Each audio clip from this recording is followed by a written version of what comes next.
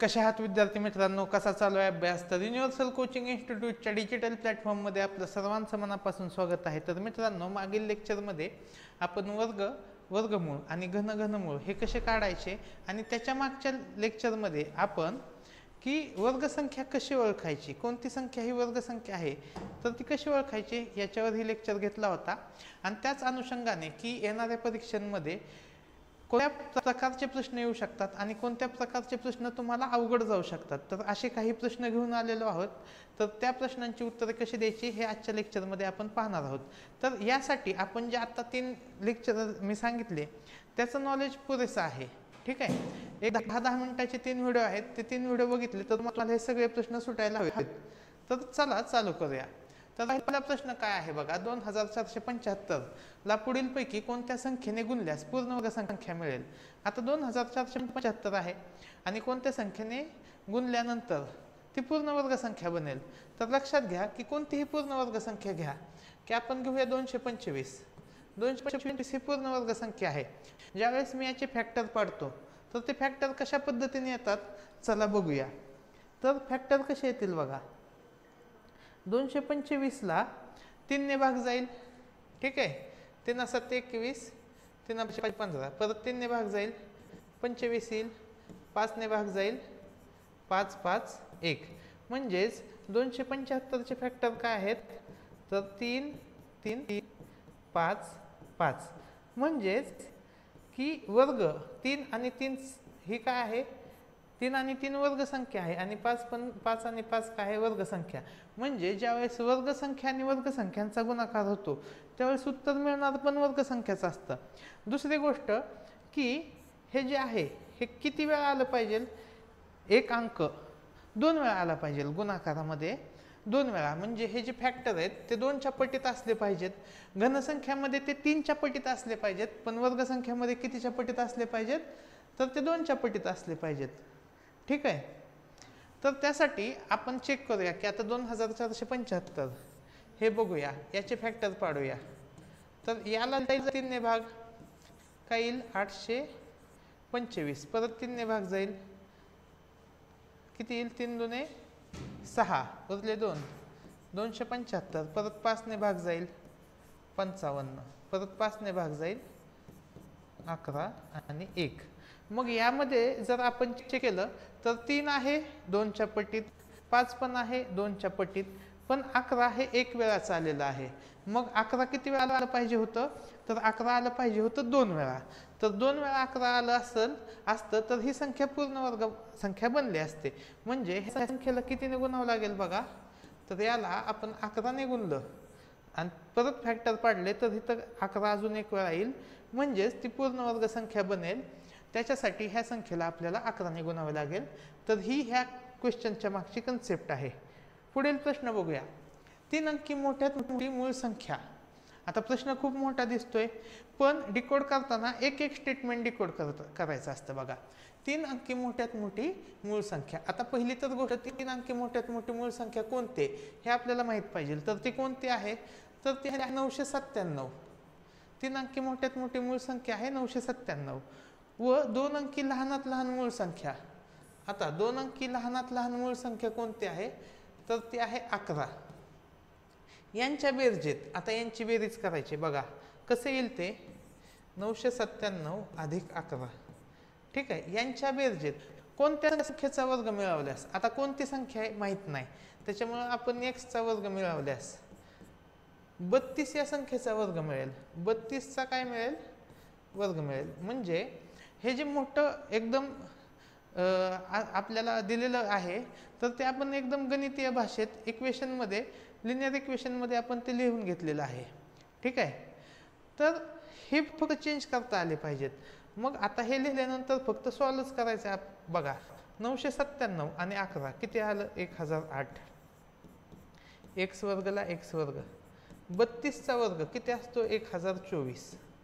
मग हे x वर्ग 1024 वजा 1008.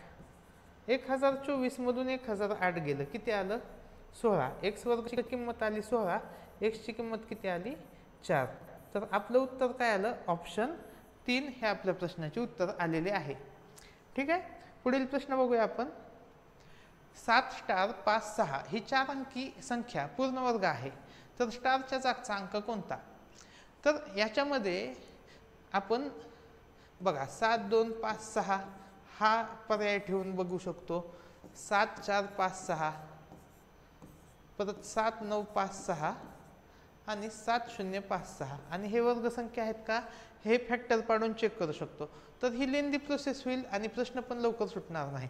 मग दुसरी काय पद्धत असेल की याचं उत्तर लगेच शोधायचं. तर लक्षात घ्या की आपण याचं काढूया वर्गमूळ. आता तुम्ही म्हणाल की इथं स्टार आहे आणि वर्गमूळ कसं काढताय? तर काढता येतं बघा.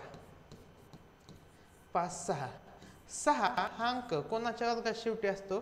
तर तो असतो 4च्या आणि 6च्या वर्गाच्या शेवटी. आता ही संख्या काय आहे? तर ही संख्या स्टारच्या जागी 0 येऊ शकतं किंवा 9 येऊ शकतं. 70 ते 79 मधील संख्या आहे. मग 79च्या पाठीमागील पूर्ण वर्ग संख्या कोणती आहे?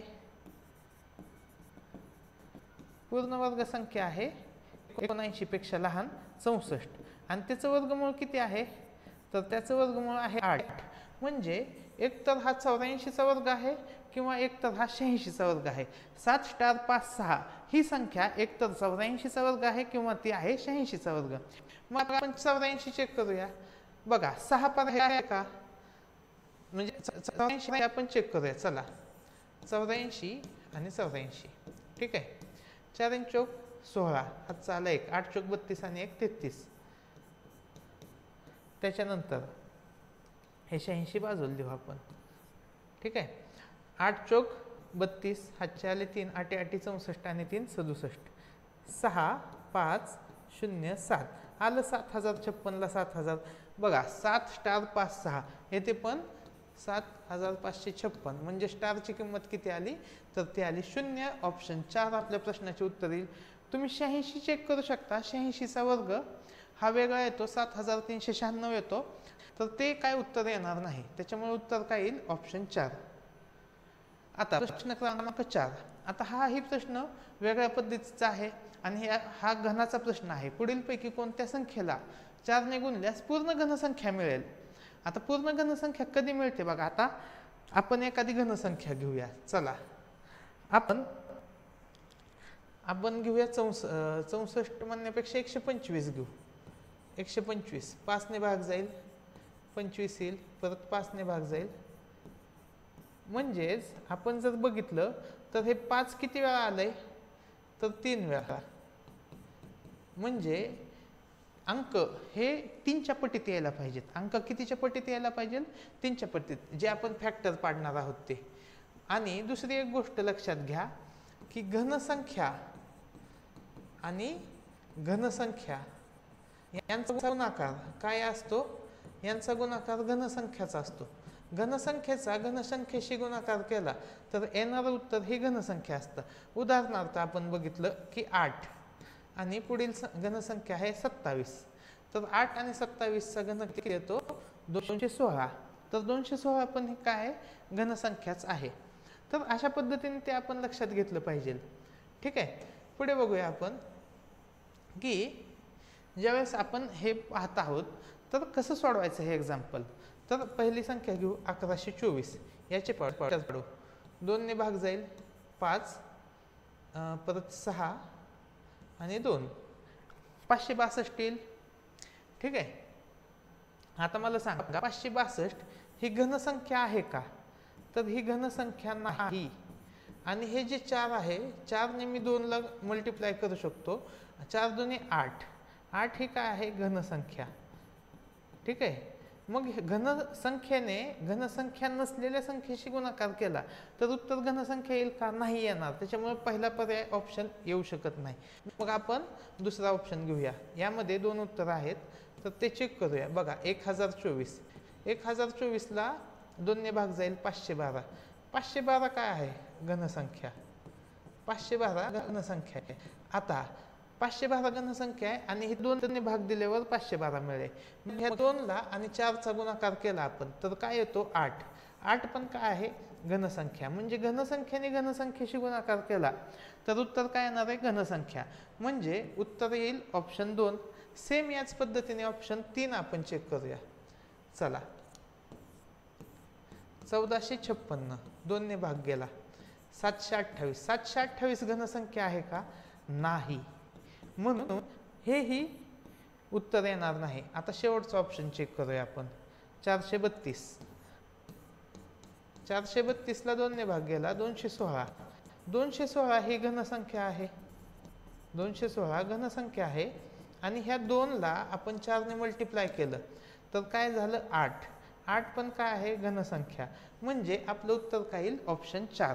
तर 2 आणि 4 हे आपल्या प्रश्नांची उत्तर येतील. बघा, काही परीक्षांमध्ये 2 उत्तरे विचारलेली असतात, त्याच्यासाठी आपण हा प्रश्न घेतलेला आहे. आणि आजच्या लेक्चरचा शेवटचा प्रश्न. तर ही व्हिडिओ सिरीज तुम्हाला कशी वाटते हे मला कमेंट सेक्शनमध्ये सांगा. पुढील व्हिडिओ हा कोणत्या टॉपिकवर पाहिजे हेही मला तुम्ही सांगू शकता. काही प्रश्न समजले नाहीत आणि तुम्हाला ते परत विचारायचे आहेत तर ते मला कमेंट सेक्शनमध्ये सांगा, आपण त्याच्यावर पण व्हिडिओ बनवू. ठीक आहे. हे व्हिडिओ आवडले असल्यास आपल्या मित्रांना शेअर करा, आपला चॅनल सबस्क्राईब करा आणि जास्तीत जास्त म्हणजे लाईक करा आपल्या व्हिडिओला. तर बघा, शेवटचा प्रश्न काय आहे? पुढीलपैकी पूर्ण वर्ग संख्या नसलेली संख्या कोणती? आता इथे काय म्हणलंय? नसलेली संख्या. आता हे आपण शिकलेलो आहोत की पूर्ण वर्ग संख्या नसलेली संख्या ओळखायची असेल तर त्याच्यासाठी काय असतो? मूल अंक. आता तुम्ही म्हणाल मूल अंक काय आहे? तर याच्यावर व्हिडिओ आपण बनवलेला आहे. तरीही अजून एकदा एक्सप्लेन करू की मूलांक म्हणजे काय. की कोणताही वर्ग संख्या घ्या. एक आपण घेऊया 196. 196 ही वर्ग संख्या आहे, 14चा वर्ग आहे. तर याचा मूलांक काय येईल? तर 1 + 9 + 6 किती आली बेरीज? 9 ने 1 10, 10 आणि 6 16. 16 मध्ये 1 आणि 6 ची बेरीज किती आली? 7. म्हणजे याचा मूलांक किती आला? 7. म्हणजे प्रत्येक अंकांची बेरीज करायची युनिट डिजिट येईपर्यंत आणि तो असतो मूलांक. तर वर्ग संख्यांचा मूलांक किती? तो 1 4 7 आणि 9 हे मूलांक असतात. मग ज्यांचा मूलांक 1 4 7 9 आहे ते वर्ग संख्या असू शकतात. मी काय म्हणतोय लक्ष द्या, असू शकतात, आहेच असं नाही म्हणू शकत, असू शकतात. ठीक आहे. आणि ज्यांची बेरीज याच्या व्यतिरिक्त येईल त्या वर्ग संख्या असू शकत नाहीत. मग चला बेरीज करूया. 1 आणि 6 7, 7 आणि 9 16. 16 म्हणजे 1 आणि 6 7. म्हणजे ही वर्ग संख्या असू शकते. पुढील पर्याय बघू. 7 आणि 5 12 आणि 6 18 9 27. 27 म्हणजे 2 आणि 7 9. ही पण वर्ग संख्या असू शकते. पुढील पर्याय बघू. 8 आणि 4 12 आणि 3 15 आणि 6 21. 21 मध्ये 2 + 1 3. मूलांक किती आला? 3. मूलांक कोणता पाहिजे वर्ग संख्येचा? 1 4 7 9. येथे काय आहे? 3. म्हणजे ही वर्ग संख्या नसणार आहे आणि हेच आपलं उत्तर आहे. आणि शेवटचा पर्याय बघू. तरीही चेक करू. बघा, 9 आणि 6 15, 15 आणि 4 19. 19 म्हणजे 1 आणि 9 10. 10. 10 मध्ये 1 आणि 0 1. म्हणजे याचा मूलांक किती आला? 1. याचा मूलांक 9, याचा मूलांक 7. मूलांक किती पाहिजेत? 1 4 7 9 मधला पाहिजे. पर्याय 3चा मूलांक 3 आहे, म्हणून आपलं उत्तर आलं ऑप्शन 3. तर अशा पद्धतीने सोप्या पद्धतीने वर्ग आणि वर्गमूळाचे एक्झाम्पल कसे सोडवायचे हे आपण आजच्या लेक्चरमध्ये पाहिले आहेत. अशाच व्हिडिओसाठी आपला चॅनल सबस्क्राईब करा. धन्यवाद.